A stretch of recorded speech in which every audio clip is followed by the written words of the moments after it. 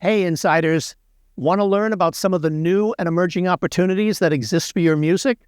Well, if you do, then you don't want to miss this episode with Paul Sims, former CEO of music rights company Exibio, and currently the Chief Administration Officer at Melos Publishing Services. We discuss what crowdsourcing is and his new venture, which aims to centralize global rights for music licensing and much, much more. Right now. Hi, we're coming to you live from MUSExpo here in Hollywood at the Roosevelt Hotel, and we managed to catch up with Paul Sims. Paul, thank you so much for joining us. I really appreciate it. Paul, you worked at MoFilm for several years, which describes itself as the world's largest crowdsourced agency. Can you tell us what that means? Yeah, it basically means that we used to take briefs from global brands who wanted to connect more with their audience. And what would happen is they would give us a brief and we would put that brief online. We had a filmmaking community, about 50,000 to 60,000 filmmakers around the world. 128 countries they came from. And then what would happen is we would run events and they would get the brief by the brand, we'd put it up on our website. The filmmakers would come, they would see the brief, and it could be for Coca-Cola, it could be AP, it could be Chevrolet. They would download the brief. If they chose they wanted to make it, they could apply for grants. So we'd give them the money to actually help with funding the films. They would then make films, they'd submit them back to us. We would basically go through an auditing process to ensure that wasn't breaching anyone's copyright and all the various other things. And they would give them to the brands to choose which ones they wanted. Now, the brands would guarantee a minimum of 5, but some like Ricky Benitez and Durex only bought 72 films at one point. And so just so they could put them all onto their social media websites. But as the time went by, over the 3, 4, 5 years, quality got better and better. And in the end, a lot more were starting to go directly to TV commercials. So we ran the first ever TV commercial that General Motors had, or Chevrolet had, in the top 10 on the ad meter of the Super Bowl. Was created by a filmmaker in an afternoon, literally in New Jersey.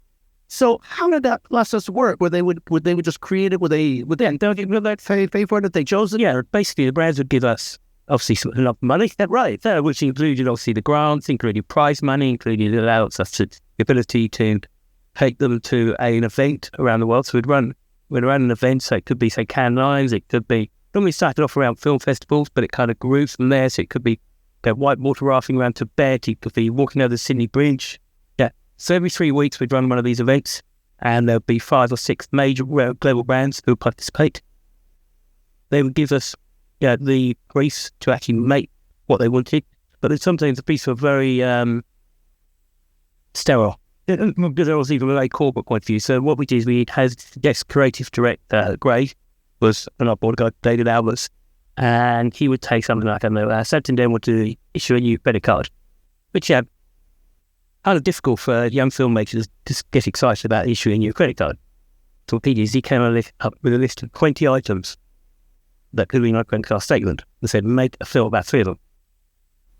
So it's you had to kind of change the way that a brand would take an idea, where it normally gives a major agency, to actually give it the creative twist.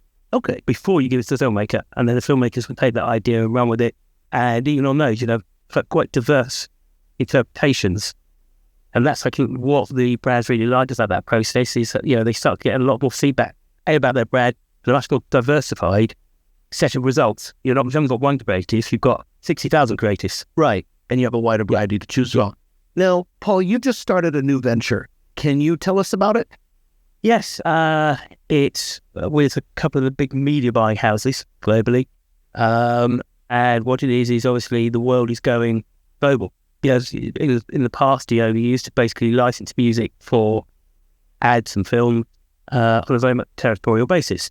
So you'd go along to a publisher, get your label, you'd get the master recording rights, you get the publishing rights, you produce a film, you put it on your local broadcaster. That's very simple flow. Obviously, the internet changed all of that. You basically, and therefore it's about ensuring that any media as a group is compliant.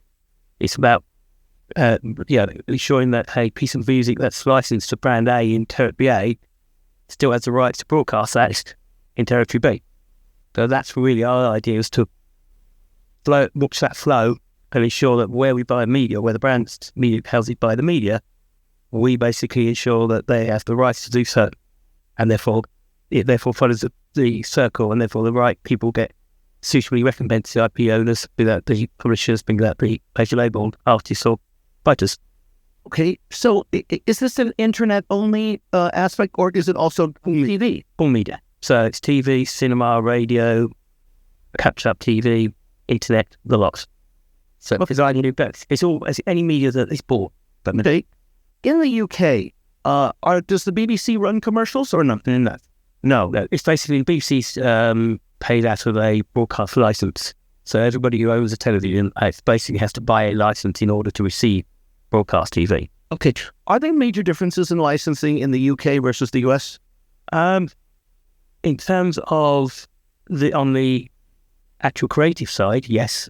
I mean, there are a lot more work for hire licenses in the US, whereas in the UK, you have to ensure that the writer receives a percentage of performance royalty, whereas in the US, you can completely buy out. In terms of the selections of performance royalties, US network can opt to negotiate directly with the rights holder to whether or not they pay performance royalty directly as part of the seat fee, or whether they pay a blanket license. In the UK, you pay a blanket license, whatever you are. But if you want to basically put a piece of music on BP's corporate website, you still have to get a blanket license to cover the number of streams of music you do on the corporate website. Okay. You deal with music and the licensing aspect so extensively in your career and in, obviously, this new venture. I'm curious if the ability and the volume that technology has allowed in terms of music to be created, has that driven the price down of what music costs to license these days in your experience? I think I think there's probably more music licensed than ever before. So if you wanted to say how much, is there more money spent on licensing music today than there was 5 years ago? Yes, I think there is. And I think as more emerging markets grow into bigger audiences, especially the BRIC countries of Brazil, India, China, Russia, I think that's another great opportunity for creatives to sell into those territories. Are you going to get the situation where you're going to have Microsoft come along and pay $5 million to Rolling Stone? No. I think realistically those days are gone. I don't think there's a need to. I think there is what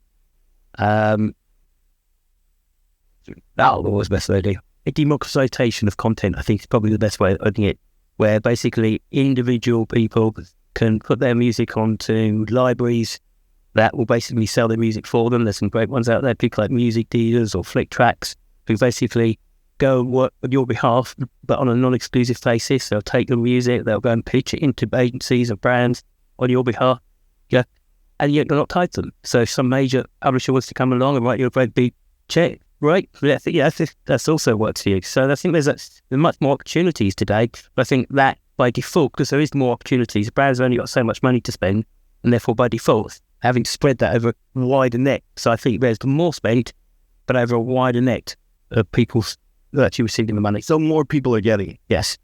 Okay. In your mind, what are the greatest challenges or opportunities, shall we say, for growth within the music publishing field today?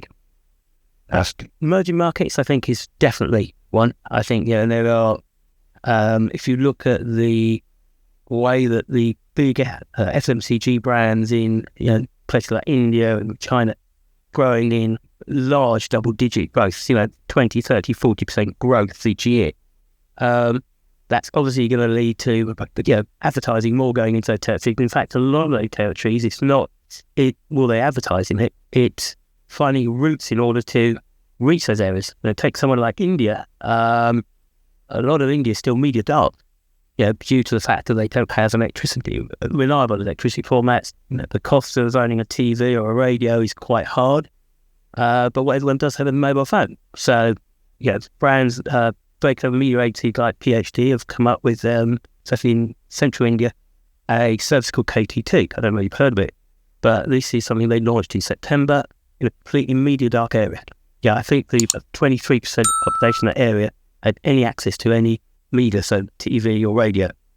KTT basically is a dial-back service. So what happens is that You get a text to say, would you like to listen to this thing? You basically use that hang up system. So you dial a number and you hang up the phone and it dials you back. And it gives you about an hour and a half worth of content each day. It gives you the latest news, sport, Bollywood, a bit of music, and inserted into those commercials, which funds it. Costs about 4 cents per user per day to actually get to these people. But they've got 188 million people they've reached in about 6 months. That's a whole market for being able to start selling brands and music into, which didn't exist 6 months ago. Wow. And you think that's half the population. Okay, the amount of money is much smaller than obviously somewhere like the US, but half the population of the US that 6 months ago you couldn't reach, suddenly you're reaching in 6 months.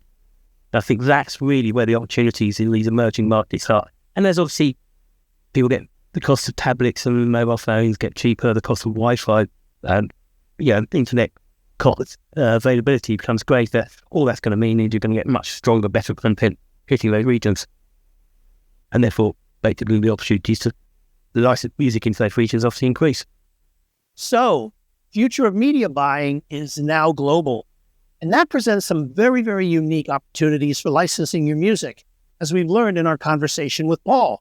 So, insiders, question of the day. What were the most eye-opening aspects of our conversation with Paul?